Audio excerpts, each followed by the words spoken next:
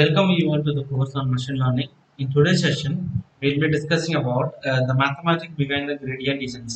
The previous lecture we discussed about the basics of optimization, how we can able to do the optimization, and when we talk about the optimization, it is the process through which we will try to find out the best solution for the given problem. So in that we discussed about the various parameters, right? Where we have, we discussed about uh, the different input variables and then objective function, and then we discussed about the constraints, then how we can able to achieve or we can able to find out the optimal solutions for the given problem. In today's lectures we will discuss about the mathematics behind one of the optimization method, which is gradient descent, right? So that we are going to cover in the next session. Before that we will try to understand the basics or the mathematics, so which will include our steepest descent method. So for that, first we will start with the simple examples. We will take two-dimensional examples, or data points, or data sets which are the two-dimensional space, and assume that the data is related to the height and then weight of a group of students. So there are certain students for that, and the data sets, the two-dimensional data, one data which is going to represent the height of the students, and the second set of data which is going to represent the weight of the corresponding students. Now, so based on these two inputs, I mean height and weight, we are trying to predict some kind of relationship between these quantities, so that we could predict the weight of the some new students afterwards. Now, so already we discussed about these things in the regression models, right? We were talking about a linear regression model. So the linear regression model, first of all, it comes under a supervised learning method. This linear regression, which is try to predict or which is trying to identify the relationship between the dependent variable and then independent variables. When you talk about the dependent variables, so here the height and weight are the independent variables, and the output which is going to produce, whether it is a girl student or boy student, based on the height and weight, the output which they are going to predict, that is going to be a dependent. This the classification, whether it is a boy or a girl, so that is the dependent variable. When we talk about the height and weight are the independent variables. Now we are going to consider the same example, and so based on the given two-dimensional data sets, height and weight, we are trying to find out the new students. I mean, based on the new inputs, we are trying to predict whether what will be the class of the particular student. Now let's now draw an arbitrary line in space that passes through the some these data points. The equation of this line, we might be knowing about that y is equal to mx plus b, where m is the slope and b is the intercept. When you talk about the intercept, where the x value is equal to 0, that time where the line intercepts in the y-axis, that is called the intercept. So this is what the simple diagrammatic represents. In the x-axis, they are representing the height, and then in the y-axis, they are representing the weight values. Right now, this is the second point. The second diagram, which is represents uh, the graph. Right. So here, this is the place where our the line. So this is, we used to say, the best fit line. So which is constructed based on that the different linear regression models. Right now, this is the place where uh, the intersection happens in the y-axis, that will be called as the intercept. Right, when you talk about the slope, which is the changes in the y and then change in ex, so changes in y upon change in ex, so that will be considered as slope. Right, now when we are drawing about this the best fit line, now so we can able to predict for the new input values for a given set of inputs and their corresponding outputs, a machine learning model which tries to make some predictions for a new set of inputs. Now when we are passing some inputs, so here based on the line which we have drawn, right? So suppose here, if I wanted to find out the height and then weight somewhere, now so where I wanted to have the intersection between these two data points, I could say that. Now so here this will be the my output value. So very similar to that, if this the line has been constructed based on that y is equal to mx plus b, so based on that the value which is calculated for this intercept and then slope value, and then based on that, whenever we get the new value x, right, the x will be passed into that equations, and then we will trying to find out the new value. Once if we calculated the output, so now that whatever the output which is the predicted, that is going to be compared with this the actual output. So this is the predicted output which is calculated mathematically, and the actual output will be the original value, whether it is some values, and we are trying to find out the errors, right? Now when you subtract these values, we'll try to find out the errors, whether how much percentage the model which has been predicted rightly. Now, let's say there are a total of n points in the data set, and for all those n data points, we want to minimize the errors. When we talk about the error is the value which how the predicted result which is deviate from the actual results, right? And we will be trying to find out the sum of squared errors. When you talk about the squared errors, so which is this is for all the variables. We are talking about the n number of variables, right? So this will be calculated using the cost function, which is in the next slide we will discuss about what is meant by cost function with the definition and other parameters. Now here, how the error will be calculated in terms of this the two-dimensional data sets, right? It is 1 upon n, and summation of I is equal to sigma of I is equal to 1 to n. So here the number of elements in the data set, which is n, and so this is y minus y I mean y bar minus y dash minus y and the whole square, which will be that the difference between the predicted value and the actual value for all the given n datas.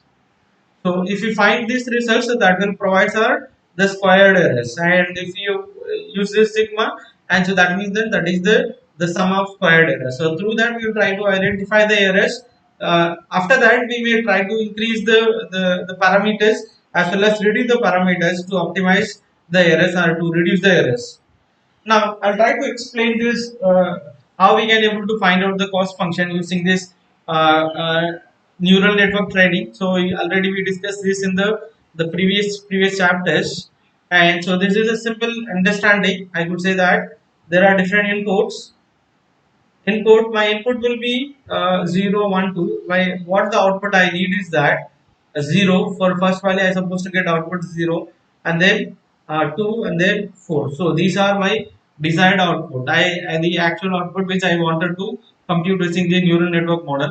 My input value which is going to be the 0. If I consider my input value which is 0 1 2, right? Now for that, this is my input value which is going to pass to that the input layers node. Now for that, what I need to do is that I need to find out the weights. Now when we talk about that weight is that the small parameters which is going to be act like a priority for the input values, right? Now the input value that is going to be multiplied with the output value, and then it is going to compare with the actual results. Now I can multiply this 0 and then my input value which is going to be 0. Sorry, input value 0 and then model value, I mean w, I mean the weight output which is going to 0. So 0 into 0 I'll get 0. If I multiply this the input value 1 and then my weight value which is 3, which is 3, and if I consider about my w, I mean weight value which is equal to 3, 2 into 3 which is 6. Now these results can be compared with my desired output. So here I would say that, so here what is my actual output which I want, which is 0 to 4, but what was the output which is produced when my weight value is equal to 3, which is 0 3 6. Now I need to find out the absolute errors. If I subtract these values, so 0 minus 0 0 here, 2 minus, I mean 3 minus 1 I'll get 1, and then 6 minus 4 here I'll get 2. If I square these errors, and I'll get 0 1 and then 4. Now this is what the error value which I got it, right? Now what I need to do is that I need to optimize the weights. Now I need to find the best weight, so that that weight values which is going to provide the less errors. So what I could do is that there are two options, whether I may increase the weight value or I may decrease the weight value. At this current situation, I don't know whether I need to increase or decrease. I need to try both the ways. First I try to increase the weight values. When I increase my weight value which is equal to 4, if my weight value which is equal to 4, what will happen again? So here this is what my if my weight value is equal to 4, what will happen? Again here I'll get the desired output, and here the model output, which is 1 0, sorry, 0 into 4, again I'll get 0. So 1 into 4, here I'll get the 4 again. So 2 into 4, I'll get 8.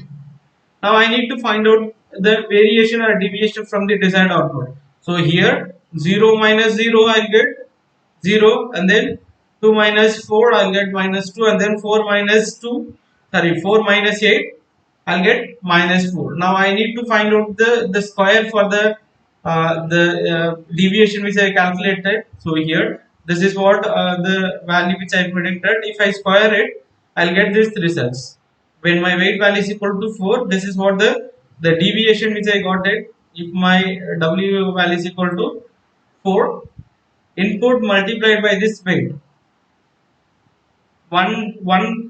0 multiplied by 4 0, 1 multiplied for 4, and 2 multiplied by 4, which is 8. If I subtract this value, I mean the output value from the desired output, I'll get these errors, and if I multiply it and square it, I'll get 0 14 0 4 16. Now when you look at this, the output of the squared errors of this module 0 1 4, when my weight value is equal to 3, it was 0 1 4. If my weight value is equal to 4, which is 0 4 16, here I could assume that, or I could understood that the when my weight values increases, automatically the error is increases. So now what I need to do is that I supposed to work in a reverse order, so that I can reduce the weight, so that I am supposed to check whether my error value is decreasing or not. If I consider about my weight value, which is equal to 1, so here I'll get the optimal results. So here,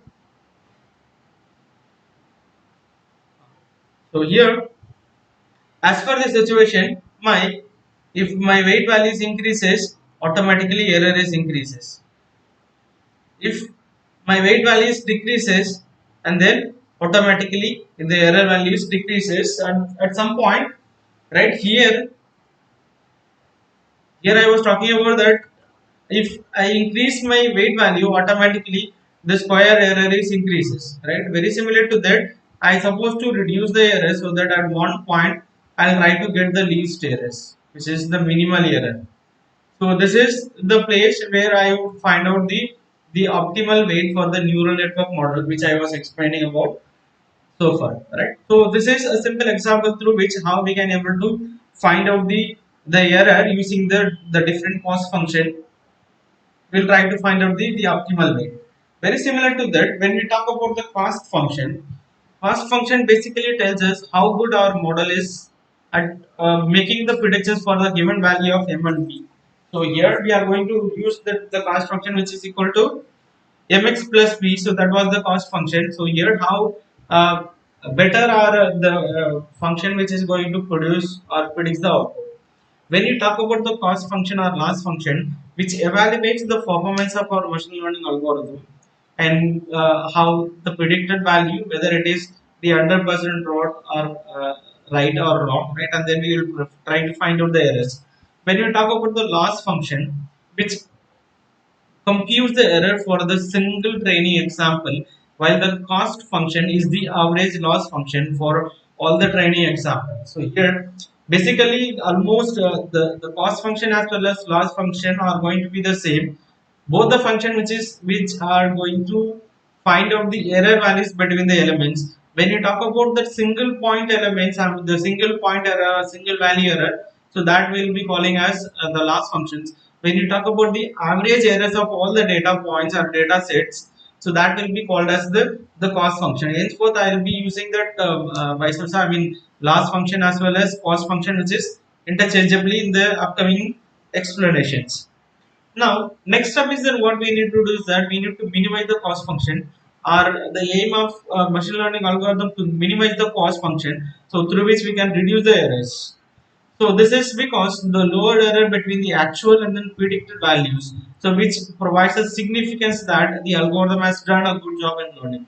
So since we want a lower error value, so we want to choose those m and then b values which give the smallest possible errors. So this I was explaining the previous slide, so where we can try to find out the optimal value so that my error value will be reduced. At some point in time I will get the least errors.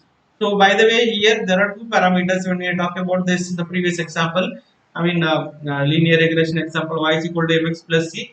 So in that there are two variables. I mean the two value which is m and then b. M is the slope and then b is the intercept. We need to select these two values in such a way that I supposed to get less possible errors.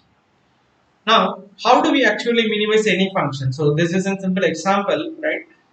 With parabolic functions, right? If I consider for the cost function, y is equal to x square in the Cartesian coordinate system.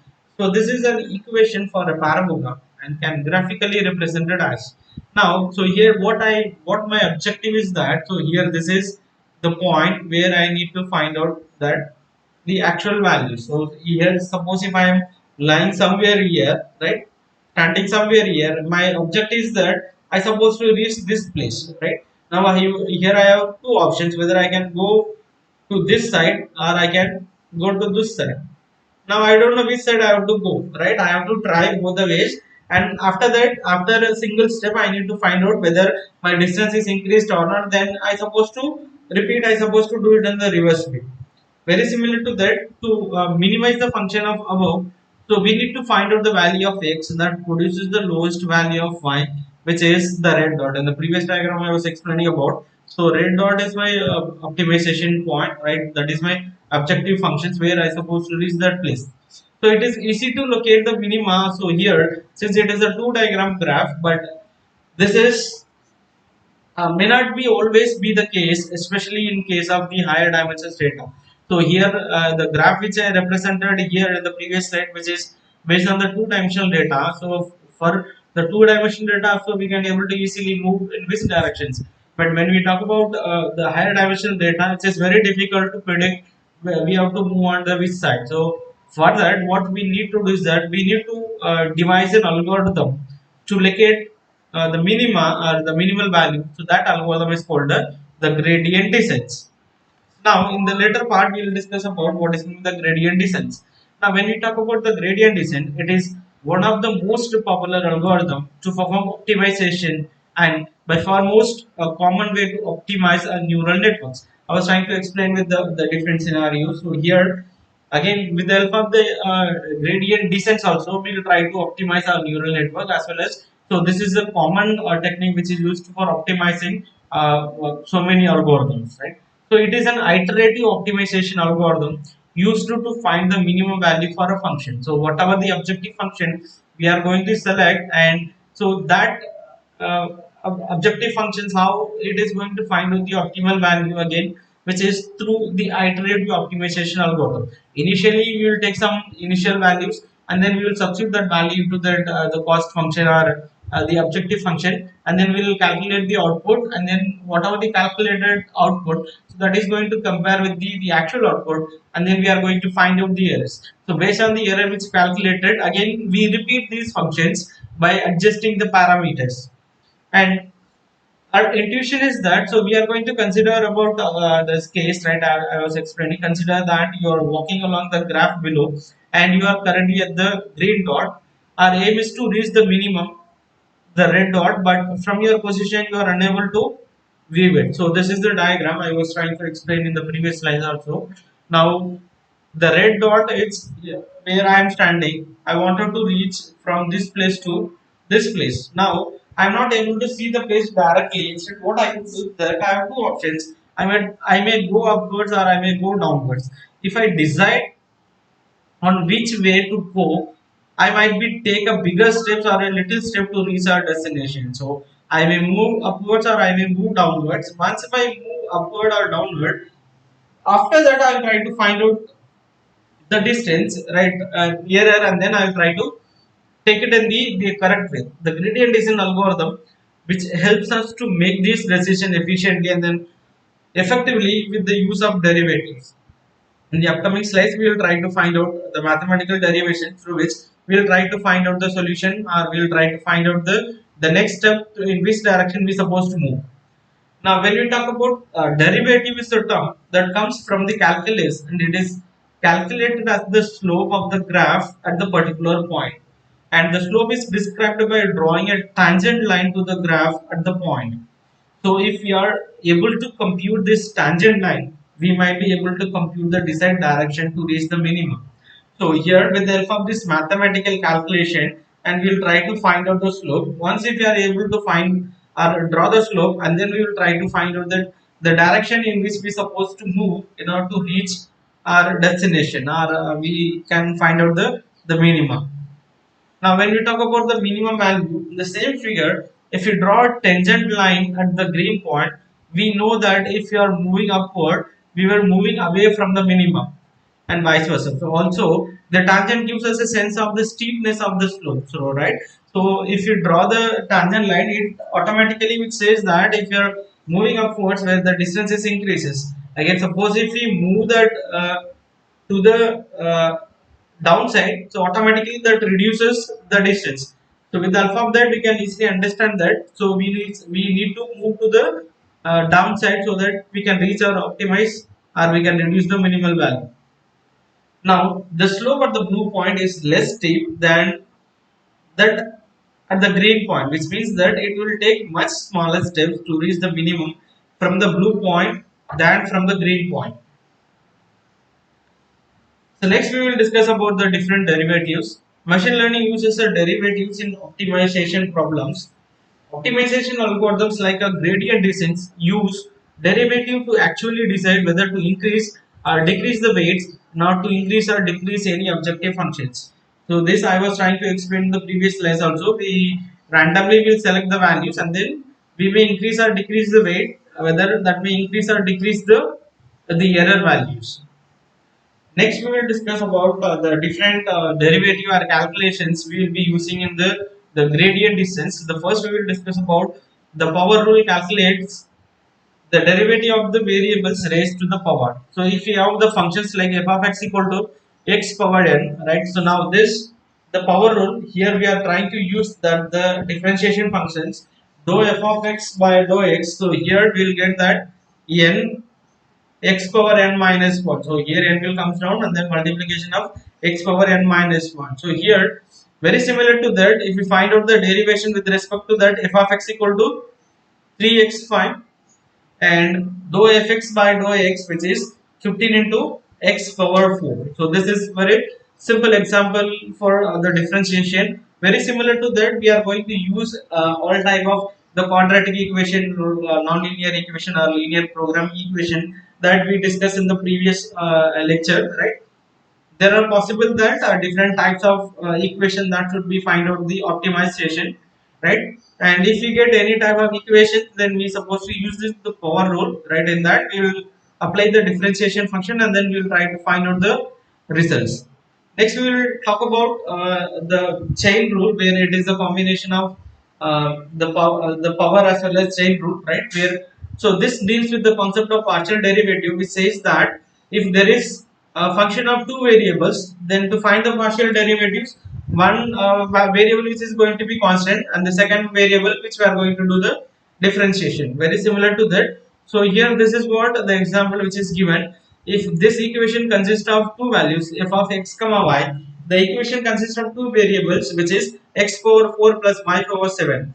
Suppose if I differentiate this partial differential with respect to s, in that cases the equation or the value which is the variable y, which is going to be the constant, right? But here the only the x value which is going to be used, right? 4x power 3, and then y value will be 0. When we talk about that, the same equation, if I try to differentiate with uh, partial derivative with y, in that cases my x value will become the constant, right? And then the 7, the y value which will become y power 7, which will becomes 7 y power 6. So this is how we can able to do the differentiation when we talk about the partial derivatives. So both the power, I mean the power rule, as well as the chain rule, which includes The partial derivatives are the two mathematics behind this, uh, the steepest descent algorithm.